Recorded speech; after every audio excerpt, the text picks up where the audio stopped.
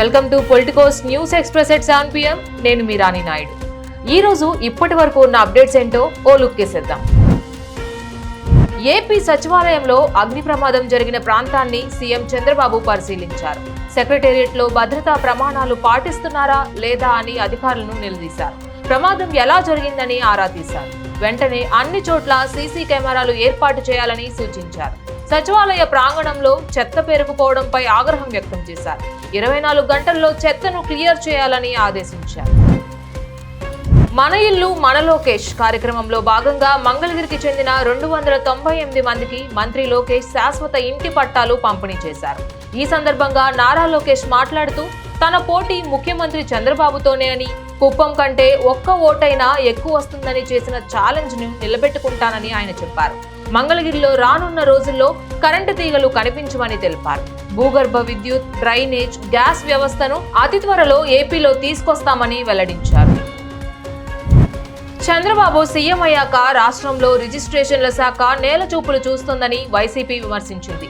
జగన్ హయాంతో పోలిస్తే నేడు రిజిస్ట్రేషన్ల శాఖ ద్వారా వచ్చే ఆదాయం భారీగా తగ్గిపోయింది. దీంతో ఆదాయం పెంచుకునేందుకు ప్రభుత్వం మల్లగుల్లాలు పడుతోంది. 2023 నుంచి 2024లో 9,600 కోట్ల రూపాయలు రాగా 2024 నుంచి 2025లో 8,800 కోట్ల రూపాయలకు పడిపోయింది.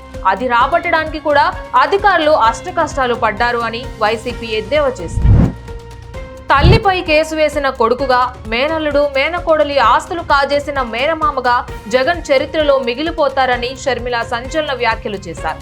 సరస్వతి పవర్ షేర్ల MOUపై జగన్ స్వయంగా సంతకం పెట్టారని, అయినా ఇప్పటి వరకు తనకు ఒక్క ఆస్తి కూడా ఇవ్వలేదన్నారు.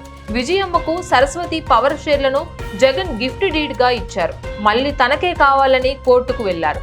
జగన్ కు విశ్వసనీయత ఉందో లేదో వైసీపీ వారే ఆలోచించాలి అని వైఎస్ షర్మిల అన్నారు. శ్రీరామనవమి తరువాత తెలంగాణ రాష్ట్రంలోని లబ్ధిదారులకు ఇందిరమ్మ ఇల్లు కట్టిస్తామని మంత్రి పొంగులేటి శ్రీనివాసరెడ్డి ప్రకటించారు. రైతుల విషయంలో అధికారులు అలసత్వం వహించొద్దని ఆయన ఆదేశించారు. ధాన్యం తరుగు పెడితే మిల్లర్లపై చర్యలు తప్పవని ఓ ధాన్యం కొనుగోలు కేంద్రాన్ని ప్రారంభించిన సందర్భంగా హెచ్చరించారు. అరకిలో ధాన్యం తరుగు తీసినా సరే కేసులు పెడతామన్నారు. 20,609 కోట్ల రూపాయల రుణమాఫీ చేస్తామని స్పష్టం చేశారు. హైదరాబాద్ స్థానిక సంస్థల ఎమ్మెల్సీ అభ్యర్థిని బీజేపీ అధిష్టానం ఖరారు చేసింది. డాక్టర్ ఎన్ గౌతమ్ రావును బరిలో నిలపాలని నిర్ణయించింది. సోషియాలజీలో డాక్టరేట్ పొందిన Gautam Rao Vignana Bharathi institute of technology chairman గా ఉన్నారు. గతంలో హైదరాబాద్ సెంట్రల్ జిల్లా బీజేపీ ప్రెసిడెంట్ గా పనిచేశారు. ఈ ఎమ్మెల్సీ స్థానానికి ఏప్రిల్ 23న పోలింగ్ జరగనుండగా 25న ఓట్ల లెక్కింపును చేపట్టనున్నారు. హైదరాబాద్ స్థానిక సంస్థల బీజేపీ ఎమ్మెల్సీ అభ్యర్థి ఎంపికపై ఆ పార్టీ ఎమ్మెల్యే రాజాసింగ్ అసంతృప్తి వ్యక్తం చేశారు.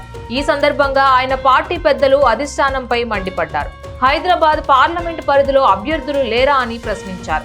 అధిష్టానానికి సీనియర్లు, కార్యకర్తలు కనబడట్లేదా అని తీవ్ర స్థాయిలో ధ్వజమెత్తారు. డాక్టర్ ఎన్ గౌతమ్ రావును ఎమ్మెల్సీ అభ్యర్థిగా బీజేపీ బరిలో నిలిపిన విషయం తెలిసిందే. బంగ్లాదేశ్ తాత్కాలిక ప్రభుత్వ సలహాదారు మహమ్మద్ యూనస్ ప్రధాని నరేంద్ర మోదీని కలిశారు. ఇరువురు నేతల మధ్య పలు అంశాలపై చర్చ జరిగింది. సంభాషణ సందర్భంగా బంగ్లాదేశ్ లో హిందువులపై జరుగుతున్న అకృత్యాలపై ప్రధాని మోదీ ఆందోళన వ్యక్తం చేశారు. ప్రజాస్వామ్య, స్థిరమైన, శాంతియుత, ప్రగతిశీల, సమ్మిళిత బంగ్లాదేశ్ కు భారత్ యొక్క మద్దతును ప్రధాని మోడీ పునరుద్ఘాటించారు. బంగ్లాదేశ్ తో సానుకూల, నిర్మాణాత్మక సంబంధాలను నెలకొల్పాలని భారత్ కోరుకుంటుందని మోదీ ప్రొఫెసర్ యూనస్ తో చెప్పారు. బంగ్లాదేశ్ లో హిందువులపై జరుగుతున్న దాడులపై ప్రధాని మోదీ ఆందోళన వ్యక్తం చేశారు. మోడీ వ్యాఖ్యలకు సానుకూలంగా స్పందించిన యూనస్ అనంతరం ఓ ఫోటో ఫ్రేమ్ ను బహుమతిగా ఇచ్చారు. కాగా ఇరు దేశాల మధ్య విభేదాల నేపథ్యంలో వీరి భేటీ ఆసక్తికరంగా మారింది. పార్లమెంట్ లో వక్ఫ్ బిల్లు పాస్ అవడంపై కేంద్ర హోంశాఖ మంత్రి అమిత్ షా స్పందించారు. ఇక అవినీతి, అన్యాయం అంతమైనట్లేనని వ్యాఖ్యానించారు. ఈ బిల్లు న్యాయం, సమానత్వానికి నాంది పలుకుతుందని పేర్కొన్నారు.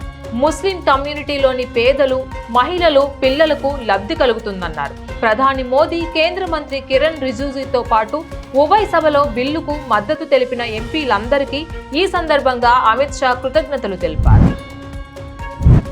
పార్లమెంట్ బడ్జెట్ సమావేశాలు నేటితో ముగిశాయి. జనవరి 31న రాష్ట్రపతి ద్రౌపది ముర్ము ఉపన్యాసంతో బడ్జెట్ సమావేశాలు ప్రారంభమయ్యాయి. తొలి దశ సమావేశాలు ఫిబ్రవరి 13 వరకు, రెండో దశ సమావేశాలు మార్చి 10 నుంచి ఇవాల్టి వరకు జరిగాయి. వక్ఫ్ చట్ట సవరణ బిల్లుతో పాటు పలు కీలక బిల్లులకు సభ ఆమోదం తెలిపింది. ఇవాళ హైదరాబాద్ మార్కెట్లో బంగారం ధరలు భారీగా తగ్గాయి. 10 గ్రాముల 24 క్యారెట్ల పసిడి 1740 రూపాయలకు తగ్గి 91,640 రూపాయలకు చేరింది. 10 గ్రాముల 22 క్యారెట్ల గోల్డ్ 1600 రూపాయలు తగ్గి 84,000 రూపాయలకు పలుకుతోంది. అటు వెండి కేజీ 4,000 రూపాయలు తగ్గి ప్రస్తుతం కేజీ సిల్వర్ రేటు 1,08,000 రూపాయలకు చేరింది. రేట్లు తగ్గడం పట్ల కొనుగోలుదారులు హర్షం వ్యక్తం చేస్తున్నారు.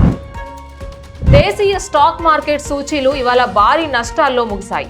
ఉదయం మిశ్రమంగా మొదలైనా సరే మార్కెట్లు సెన్సెక్స్, నిఫ్టీ స్వల్ప నష్టాల్లో ప్రారంభం కాగా బ్యాంక్ నిఫ్టీ, బ్యాంక్ ఎక్స్, ఫిన్ నిఫ్టీ స్వల్ప లాభాలతో మొదలయ్యాయి. అయితే అమ్మకాల ఒత్తిడి నేపథ్యంలో నిమిషాల వ్యవధిలో మార్కెట్లు పడడం ప్రారంభమైంది.